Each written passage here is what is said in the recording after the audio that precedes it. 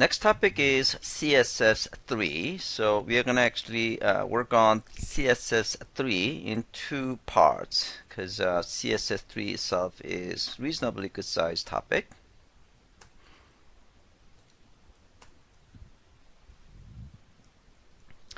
So topic one, part one, we are going to cover the basics of CSS for those of you who are kind of new to CSS. And then we are going to do some introduction on CSS3, the version 3 of CSS. And then we are going to go through some of the features, browser support, selectors, colors, borders, backgrounds, text effects, multiple columns, and fonts. And in part two, we are going to focus on transformations, transitions, and animations, and resizing, outline, and media queries. So, these are just a subset. We have not, there are certain features that are not included here. So those things need to be actually added moving forward. But it should actually cover, pretty large percentage of CSS3 features. Okay, so moving forward. CSS. What is CSS? So CSS stands for Cascading Style Sheets, and it's used for describing presentation semantics, focusing on look and feel and formatting of a document written in HTML or other markup languages. We are mostly focused on HTML in this presentation.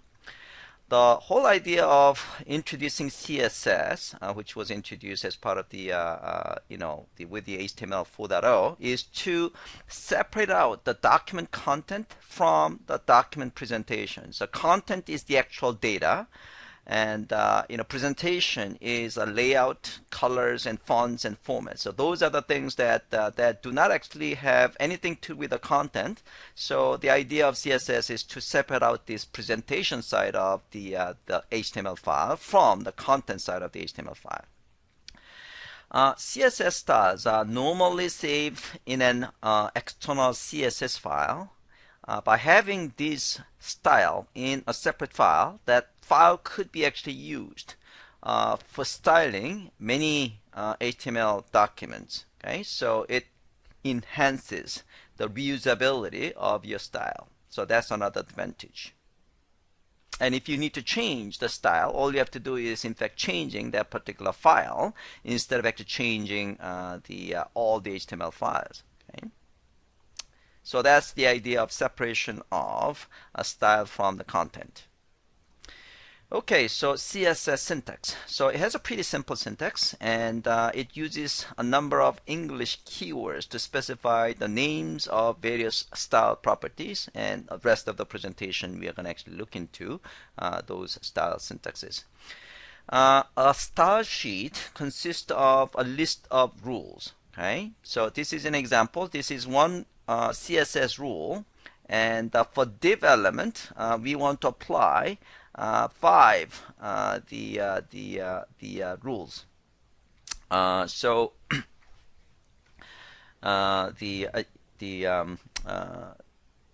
this is the declaration block, and this actually is made of several declarations. Okay, so yeah, this is one rule. And this one rule has a declaration block. Inside you have multiple declarations, meaning the margin has to be 20 pixels, width has to be 150 pixels, and padding is 10 pixels, and things like that. Very simple syntax. There are 3 different ways that you can add styles to your HTML or other markup language document. External style sheets, so this is highly recommended practice. So in this case, the styles are stored in a separate CSS file. Okay, so it is used when a style needs to be applied to many HTML files. You can also have an internal style sheet. So in this case, the styles is defined in a page with a style element. Okay, so for many of our exercises, we are going to actually use this style so that we can have just a single page that we can take a look all the styles as well as the elements to which those styles are being applied. Okay, so this is used when the style is applied on a single document. Inline style is that you can specify style per element basis. Okay, so this is used when a style is applied to a single element. In general, common styles apply to many elements of many pages. So that's the reason you typically want to have your styles in a separate CSS file. Okay, so that is the quick CSS introduction. So let's talk about CSS version 3. So CSS3 is a collection of modules, unlike CSS2. So CSS2 is a monolithic collection of all the styles. Now in CSS3, they divided the specification into a collection of separate modules. Okay, so the advantage of that model is that the module by module update is possible. So in some cases, particular CSS feature is actually evolving faster than the other. In that case, a browser can actually pick it up, without actually being constrained by other parts of the CSS. Okay. By the way, CSS3 is completely backward compatible. So meaning, the browsers that use the previous version of CSS, mainly CSS2, still should support all the CSS2 syntaxes. Okay, so why CSS3? So CSS3 supports many new features. So our presentation today mostly focused on new features. Okay, so CSS3 adds many new features like animation, transition, and things like that. That were only possible with complex JavaScript code or special plugins. Okay, now you can just use a CSS3 to achieve the same thing. CSS3 also improved existing CSS2 features.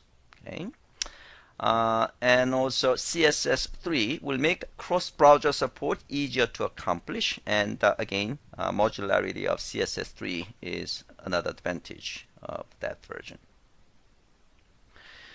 Okay, so these are important modules of CSS3. So selectors and backgrounds and borders, user interface, box model, and color fonts and media, text effects, transformations, transitions, animations, multi-column support, and there are many, many more. Okay, so we're going to actually look into as much as we can. Okay.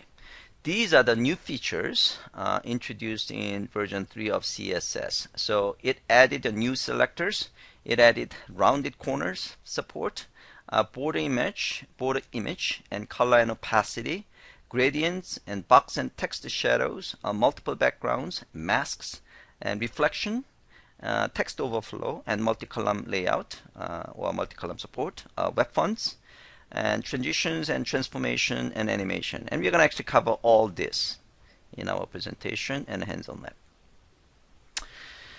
Okay, so these are the real-life examples of CSS3. So you are going to actually do this exercise as a first exercise of the hands-on lab. So I'm going to actually move forward. All right, so let's do exercise 1.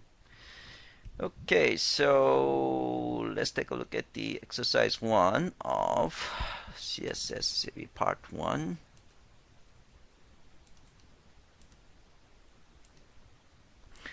Yeah, so idea of this exercise is to get the sense of what kind of things are possible with the CSS3.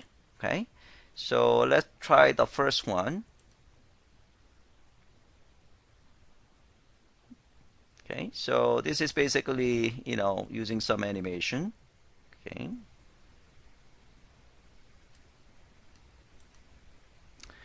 And the next one is animated buttons. So here, you can click this one. Oh, I have to take a look at this. Okay. So you can see the buttons are changing, right? Kind of nice. And let's take a look at the demo 2. Yeah. Demo 3. These are all done through the CSS. Demo 5. It used to be the case that you're writing some JavaScript code to do these kind of things, right? But now these are completely in CSS. You can do these things with the CSS. Okay. All right. So that's animated buttons. And then let's try And the next one is the hovering effect. Okay, so here, whenever you hover your mouse over these things, it does have some effect.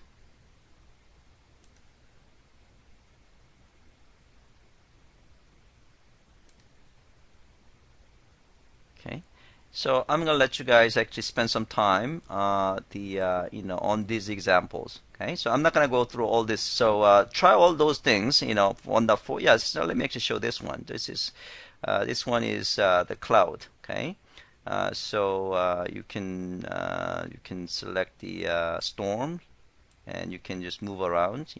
I mean the mouse control is there. This is not completely CSS3, but large portion of this is actually written in CS3, and it does also actually have some JavaScript code. It says a bit of JavaScript code, but it's using a lot of 3D transformation. Okay.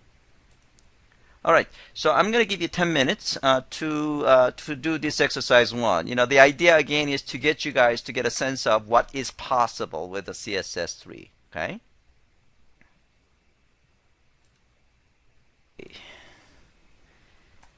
So browser support. So some CSS3 features only work on specific browsers, and so in those cases you need to use browser prefixes, and this is going to be the case for a while until the complete the standardization is actually done for a particular feature. Okay. So browser prefixes. So Firefox, you're going to say -moz and the name of the feature. For Chrome and Safari, you're going to say -webkit and then name of the feature. And Opera, you say -o, and for IE, you're going to say -ms. Okay. You can take a look at the WebKit specific CSS styles from this website.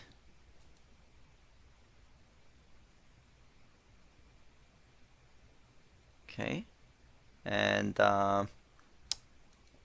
oops.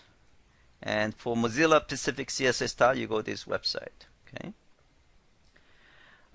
For browser support of CSS3, another website you can go to and to see, the big picture of everything. You can go to this website, and you should be able to see relatively complete picture in terms of what feature of the CSS3 is being supported by the latest version of all the browsers. Okay. All right. So that's another place you can go to. Now let's talk about CSS selectors. So CSS selectors are the patterns used to select elements you want to style. Okay. So these are the subset, a simple set of examples of CSS1 and CSS2 select examples. So dot and the name of the style is select all elements with CSS style class whose name is my class. Okay. Pound my ID is select all element or select an element, first element, well actually one element, it has to be just one, with a particular ID. Okay. P in this case, select all P elements. Div and comma and P, select all div elements and all P elements. Div and P without div and space and P, that means select all P elements inside the div element. Okay. This one, the greater than, div greater than P, means select all P elements where the parent is div element. Div plus P, select all P elements immediately after div element. Okay, so I mean this is just a subset of the CSS2 selector patterns. Selectors added in CSS3. So CSS3 added new selectors. Okay, so this one, this P tilde and UL, that means that select every UL element that are preceded by P element. Okay, so basically the siblings. Another example, div.note. So you're talking about div with a class whose name is note. Okay, and then tilde an image. So select every image element of div.note, meaning the div with note class. Okay. You can also actually have some regular expression like patterns here. So here, select every A element whose SRC attribute begins with HTTPS. Okay, so you can see this is sort of the regular expression. Yes, this is regular expression syntax. And this one, select every A element whose SRC value ends with a PDF. Okay. You can also select the tree structure. It's like XPath, right? So in this case, select every P element that is the second child of its parent. So nth child, and then this is the number, is like a nth child, the nth child. So in this case, second child. You can also use the first child or last child. Okay, so in this case, select every P element that is the last element. And this is enable. Select every enabled input element. Select every disabled input element. And this is select every checked input element. Again, this is actually showing you just the subset of CSS3 new selectors.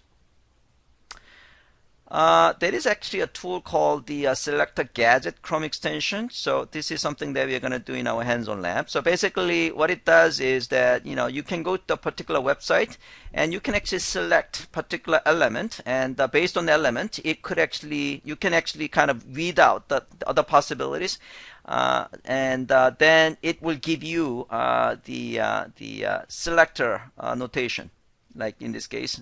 So I'm selecting this green one. Is basically nth child of P, and there's a paragraph. Okay. Okay, so let's do exercise 2, and then we'll probably have a lunch time. So exercise 2 is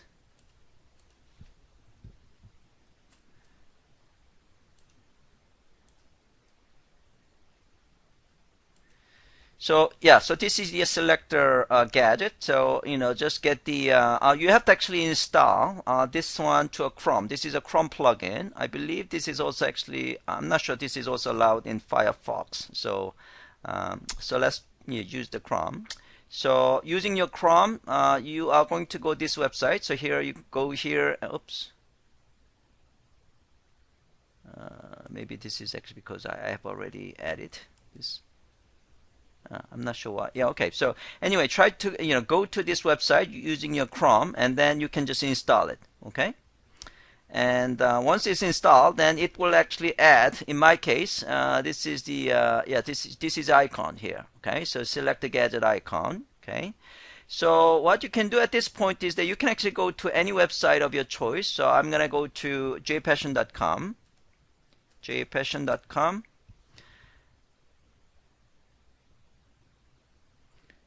And you can actually select anything, and then it will actually, oh, not this one. And yeah, so you have to click this one, selector gadget, click this one, okay?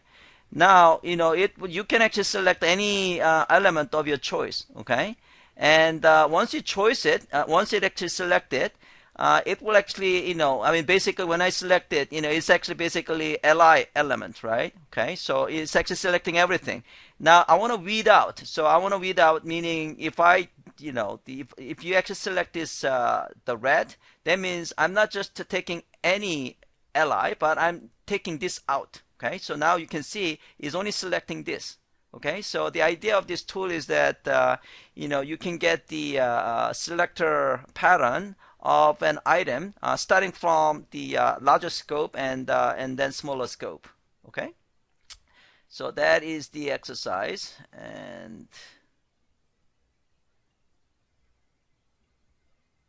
And the next one is negative selector example. So if I click this one, this is what you get.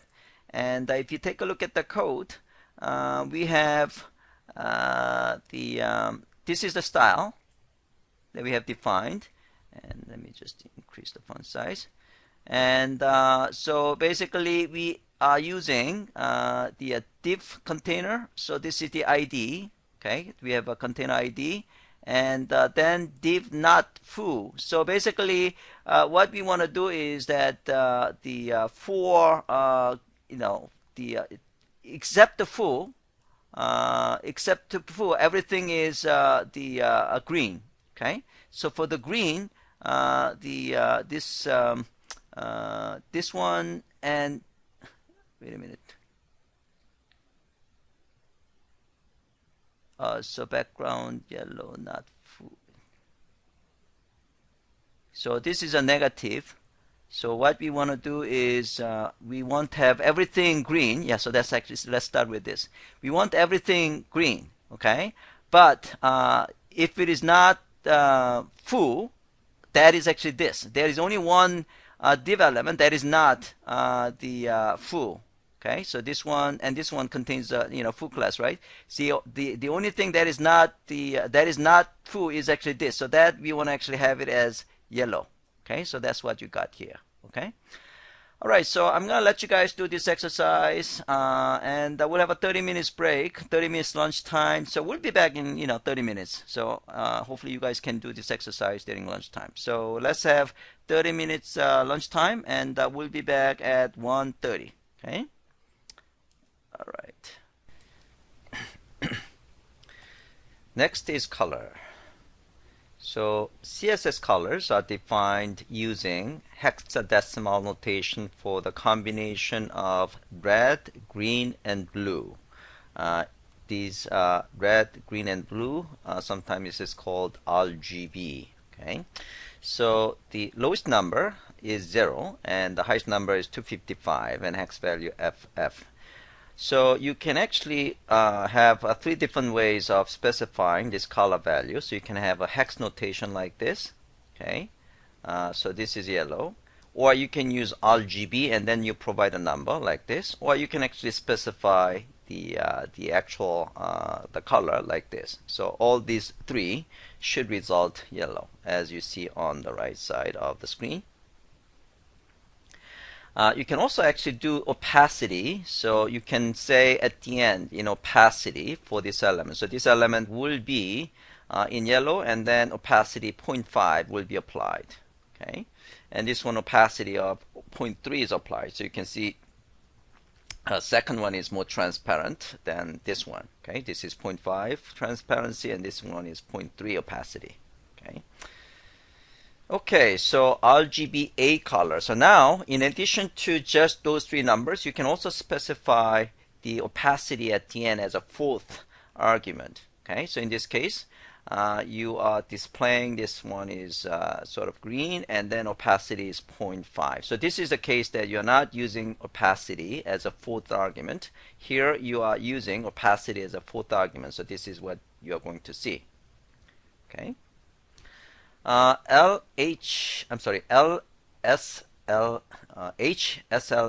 So you can also this HSL represents hue and saturation and lightness. Okay, and hue is actually color, from the color wheel from 0 to 360, and saturation and lightness are percentages. Now you can also actually specify the opacity. So it's called the alpha value. So this one is without using this alpha value, and this one is using alpha value, and this is what you are going to see. Okay, so we are going to actually use this CSS3 generator. Okay, so this is something that I'm gonna actually let you guys have some time to play around during the hands-on lab. So basically, you can go to this website, and then you can select color, RGBA in this case. Okay, so you can specify the value of 0 and 255 and 255, and opacity you can specify 1 in this case. Then this is what you get here, and if you specify opacity 0.5, then the opacity is applied. Let's say 0.0. Then opacity is applied. Okay, so that's something that you can play around, and it basically shows you the code. So this is your code you can use. Okay, this one, and it also shows what is a version that is actually supporting it. Okay, oops.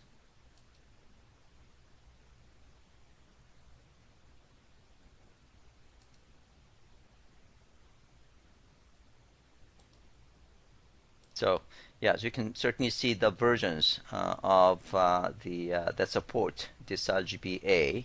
Okay. All right. So exercise 3 is a color. So I'm going to actually proceed with presentations, and I'll give you guys a big chunk of time later on to do this exercise. So this is color. Gradient. So you can have either linear or radial gradient. Okay. So we play around with the gradient yesterday with canvas, right? So you can actually do gradient with the CSS as well. In fact, we were able to do gradient with the canvas as well as SVG, and now we can do gradient C with CSS style as well. So again, just like a canvas and SVG, you can have linear or radial gradient C. So here, this is the linear gradient, which is actually going from left to right. Okay, and then this is a case that if you're using Chrome or Safari, then you have to actually have a browser-specific prefix like this. Okay, so this is basically doing a gradient. See, from here, the color is representing here, and then this color is representing here. So it's linear gradient. See, okay. You can also actually try Ultimate CSS Gradient Generator. So if you go over here, you can select this, whatever color, and then you can select either vertical or horizontal. So let's try horizontal, and the size is, let's make a horizontal be on a size of 300, something like that. And then this is the code that gets generated, and we want to add. So we want to actually add. So we want to actually add the stubs. Okay. Okay. So this is the way that you can actually add the stubs.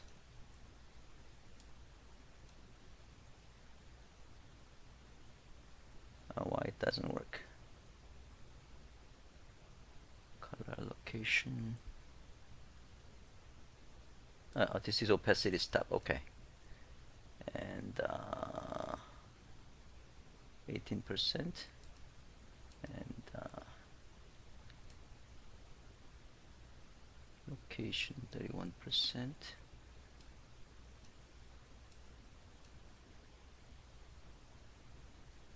Color of this.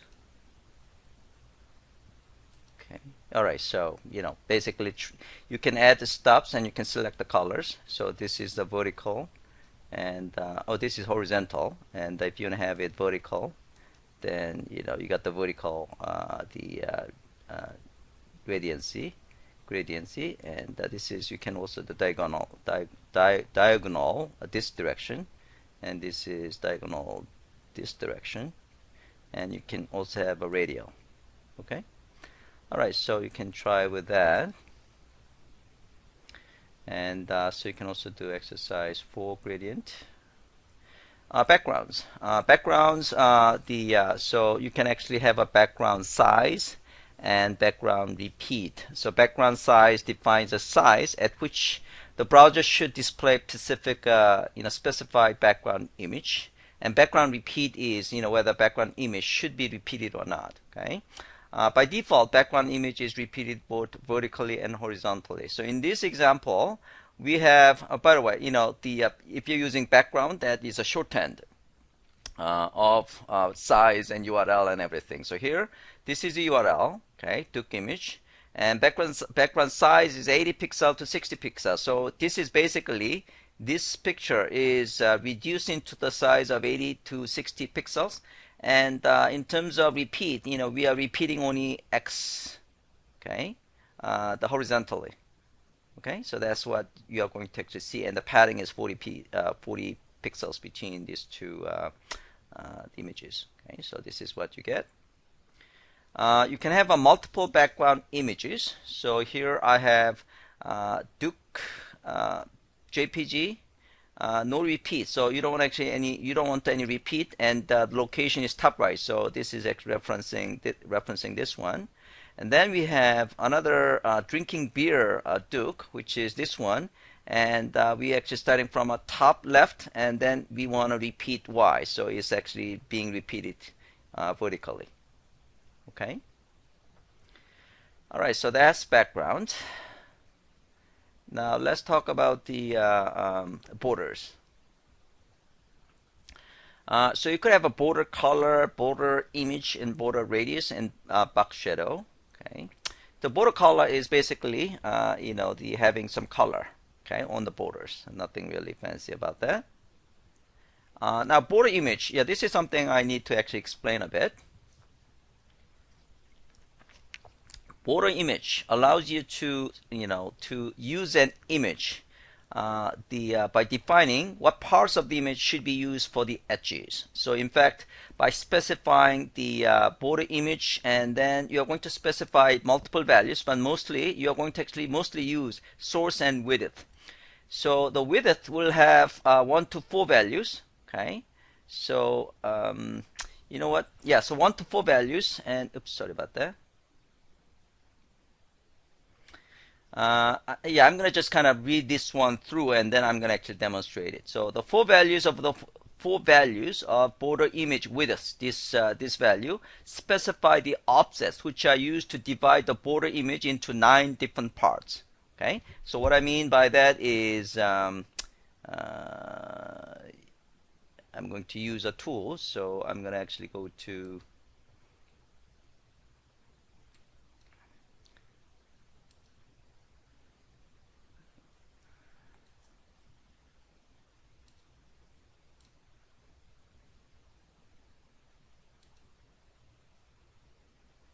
so I'm going to use this tool. Okay. Actually, I'm going to use, where is that tool? Okay, so this is the tool that I want to use. Okay, so border image. Yeah. So what it does is that this is the image that you provide, and then the 4 values that you're going to specify representing the coordinates of this, and this. Okay, so this one, the first value represent this coordinates, the second value represent these coordinates, third represent this, and the fourth represent this. Okay, so now you can actually, and now this is the border that you're going to construct with this. So what it means is that these edges, this one, this will use this part, and this will use this part, and this will use this part, and this will use this part. Okay, and then you can also specify the repeat. So if you say, instead of repeat, if you say stretch, then it will just stretch out. And so that's vertical stretch, and we want to stretch out the horizontal as well. Okay, stretch, then it will just stretch the this image. Now you can move these values. So I'm going to actually move these values to like this. Okay, so you can see I'm moving this value. So this is a second value like this, and this is the third value. Okay, so what happens is that now, if the value actually goes down here, then this part will be used to reflect this. Okay, so this is not really visible. So let me actually do the repeat. The repeat. So you can see this part, okay, is actually used this. Okay, so if I move this one even even further down, oops, oh, not this one, yeah, it's like this. You can see I'm actually using this part, and again this part is still using this one. Okay, and here you can see again this is actually being, this rectangle part is used for this, and this part is, so this time I'm going to move this guy, and then I'll move maybe this one, right? So you can see now this part, this rectangle is representing this, and this part is representing this. Okay, so that's what the border image is all about. Now let's actually get back to presentation. So you can specify the 4 values of border image width, with which specify the offsets that are used to divide the border image into 9 parts. So if you actually see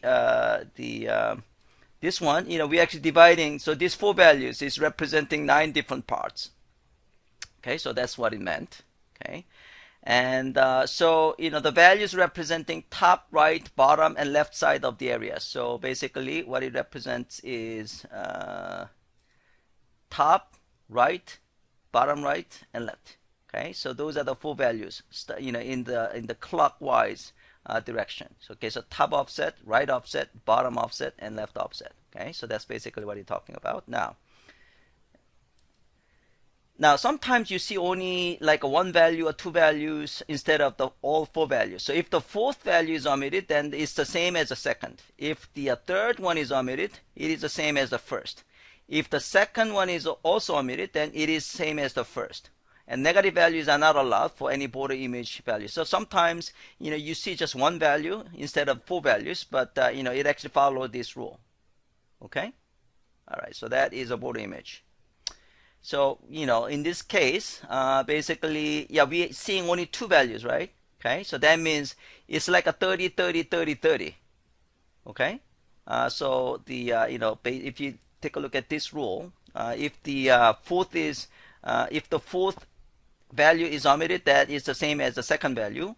If the 3rd is omitted, it's the same as the 1st value. So that's the reason in this case, it's going to be same as a 30, 30, 30, 30. Okay, so in this case, you have a border.png file and the round. Round is actually same thing as round is actually should be, round is the same thing as a repeat. Okay, so it's being repeated, and stretch is just stretching out. Okay, so that's border image. So this is the one that you can actually use. So you're gonna do this one in the hands-on lab. And border radius. So border radius is the curves the corners of the border. So let me actually expand it. Using radius given, and you can specify all 4 corners, or you can specify individual corners. So this is the case that I'm actually applying 25 pixels for all 4 corners. Okay, and this is the case that I'm applying a specific, I'm applying the border radius to specific edge. So here.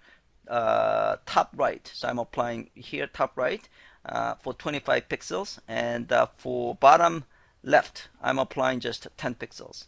Okay, so again you can actually try this one with the CSS generator. So let's select border radius. Okay, and are you borders going to be rounded equally? If I say no, then it should actually give me individual pixels. So top right I say 25, top right 30, and bottom left 5, something like that. And you can see each individual corner will have its own radius size, and this is the code, and you can see what version it supports. Okay. Okay, so box shadow. So you can also have a box shadow. So box shadow have 4 arguments. The first argument is a horizontal effect, a horizontal offset, and the second argument is the vertical offset. So in this case, the coordinates. So this, here is actually x and y. Okay, so that's where the shadow getting started, and the width is this much width. Okay, the last one is the color to be used. Okay, so that is a box shadow. So again, you can try, with the CSS generator and the borders. So I am going to, let me just explain the hands-on lab documentation a bit, and I'm going to let you guys have about 10 to 15 minutes to try it out. Okay, so we have played up to border 6, right? So I think so from the color, so you are going to actually play around with this, and you can also run this one. Okay, and here you can see different opacities actually being applied. Okay, so you can take a look at the code. Okay, so these are the things that we have learned. Okay, and this is translucency. So if you run this guy, you actually have a translucency, and here basically we have 0.5 with the HSLA. Okay, and this one is a border color with the 0.3 opacity, and this one is 0.3, it should be actually 0.8 opacity. Okay, All right, and that is that. And gradient is something that I demonstrated, and here you are going to use it's a linear. Oh, this is radial. Okay, you can see this is radial, and this is the horizontal linear gradiency, and this is the vertical gradiency, and this is a radial gradiency. Okay, so you can see them here. And the backgrounds again, so this is the basically we have this background style, okay, and background image, and then borders. So you're going to actually play around with this tool, okay, and then you're going to try the radius as well, and then shadow, okay, and the border radius, okay, and border image. Yeah, so this is the case that we have again repeat, and this is the original image, and if you take a look at the values of this, you can see this is 30, 30, and something like this. So try to actually change the value of this. Instead of 30, try to use like a 40 and see what happens. Okay. All right, guys. I'm going to give you guys about maybe 10 minutes to try this out.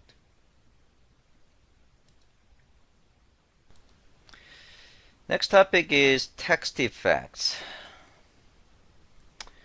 So you can have text overflow, and for text overflowing text, you can specify how that the overflowing text is supposed to look like. Okay, so you can use what is called ellipsis or clip. Okay, so if you're using ellipsis, then it will say dot dot dot like this. Okay, so same thing like dot dot dot. If you're using clip, then it will just clip it. Okay, so that is how you can do text overflow. Okay, so in this case, we are using style for H2, so this one, and we decide to use ellipsis, so that's the reason we say dot dot dot. Okay, for the width, so obviously there has to be some width constraint. Okay. Text shadow, so you can specify text shadow, and basically the same, we have learned the box shadow, right? So same set of arguments. Okay, so so this is a text shadow. You can use the text shadow with a CSS3 generator. So if you try this and choose text shadow, and the horizontal length is 5 pixels, vertical 10, below radius is 5, shadow color, you can choose a color. And sometimes this is kind of, yeah, okay, I have to actually press it harder, I guess, so you can see the shadow is actually being displayed. Okay, so that is text shadow and text effects. Let's move on to reflection. Reflection is reflection. Okay, so in this case, I am reflecting this Duke image. So in this case, I'm just using WebKit specific reflect. So direction could be above, below, or left or right. So this is obviously below. And offset is a length or percentage that specifies the distance of the reflection from the edge of original border box. So basically how much you want to actually move from the border. And mask box image that overlay the reflection if specified. So you can specify image and it will actually overlay on the top of this. Okay, that is reflection. So let's move on. And the multiple columns, so if you have a long text, then you can have it in the form of like a newspaper. So you are going to use the column count, and you can specify the number. In this case, I am saying that I want 3 columns. Okay, so that's multiple columns. Yeah, so you can try with the CSS generator, and let's try multiple columns here.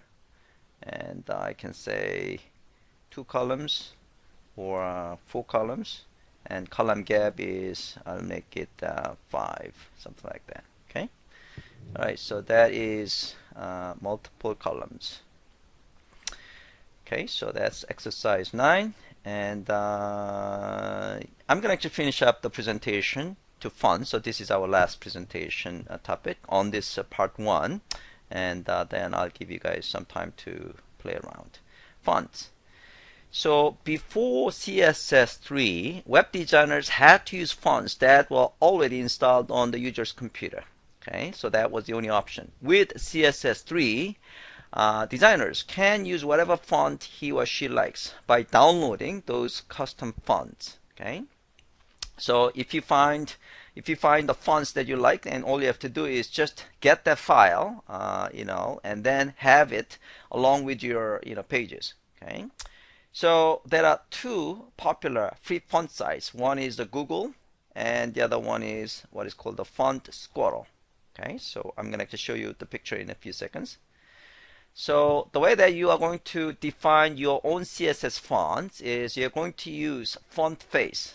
Okay, so here I'm going to use this notation at font face, and I specify the name of the font. So this is the name of the font that you are going to use later on. So you can name it in any way you want. So I can name it at XYZ, and then I'm going to use it later on, font family XYZ. So in this case, it's actually good convention to reflect the name of the font. So in this case, I'm using Alex Brush Regular. Okay, and then I specify the location. So this location, so this is the URL location, or it could be local. So here the local version of the URL is this. So I have copied the Alex Brush Regular. I have actually downloaded Alex Brush Regular from the Font Squirrel site, and I have also included as part of the hands-on lab. So you should be able to do this one right away. Okay. All right. So this is the Google Google web font. So if you click this Google font, these are, they have quite a bit of, I think several hundred, fonts you can download it. Okay, and that's a Google font, and you can also go to Font Squirrel. Okay, so you go to Font Squirrel, and again, you should be able to download all these fonts. Okay, and I've downloaded 2 fonts already. Okay, so those are the ones that you can use right away. And one of the exercises you're going to do is downloading a brand new one and try that font. Another tool that you can use is what is called a font dragger. So you can actually drag your font from your file system to this browser, and then you can see how that is going to look like. Okay, so you can determine, this is a tool to see how that font is supposed to look like, and then you can decide whether you want to use it or not. Okay, so that's another tool that you can use, and you're going to do this one in your hands-on lab. Okay, so let me just explain the hands-on lab. Everything else is probably pretty obvious except the last exercise. So I'm going to actually explain the last exercise, the font exercise.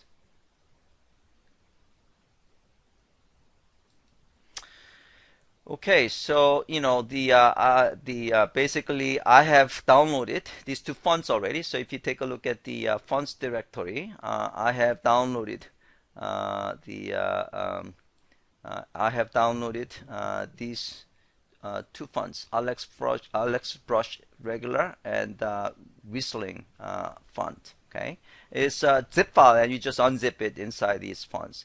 Okay, this is in fact 3rd exercise, so I should actually remove this one so that you guys can actually download it and unzip it. Okay, so if you actually try to run this page, then you can see, you can see these 2 fonts are being used. Let me just increase the size a bit. Okay, and the way that you're going to use these 2 fonts is I define the font face for this and specify the location of the TTF file.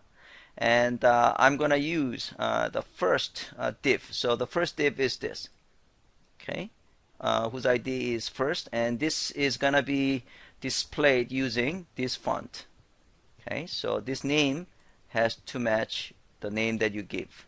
Okay, for second div element here, I am going to name it as a Whistling Regular, and here I'm actually using that font family for the second div element. Okay. Okay, so you can see these two fonts are actually have been already downloaded and unzipped. Okay, so now the next exercise is that you are going to download any of these. I've actually downloaded this one already, so it seems like I already have it over here. So you might want to actually download something else. You choose one of the fonts. I think they got almost 200, so you can choose just random fonts and unzip it. Okay, so you're gonna just unzip it using, for example, like a jar, XPF, and zip under this fonts directory. Okay, so unzip it like this, and then you're gonna add another dev element. So div element. So I'm gonna actually name it as a third, and then you're going to define another font face using that font. Okay, so this is the location of your new font that you just downloaded, and then for that newly added div element, you're gonna use that font. Okay, so then when you actually run it again, then you are going to see this. So in my case, it should see these three. Oops. Oh, okay. So this one, yeah, I didn't add it. So that's the reason. So if you actually go to the fontface.html file, oh, so this fontface3, yeah, this is the result. So this is the one that I have actually added. Okay. So in this case, when I run this one, it should actually see. Oh, so this one I don't have to have a local server, so I can just open it, and now you're actually seeing this third font. Okay. So that is the end of this presentation. So I'm gonna give you guys about 10 minutes to do the exercise from the exercise 7 to 10. Okay. So let me just create